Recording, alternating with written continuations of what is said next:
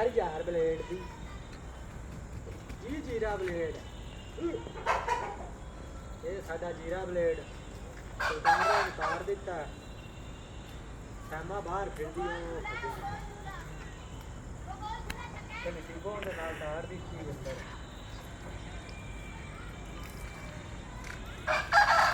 जिम्मेवार मेरा रांझा नहीं लभन दिया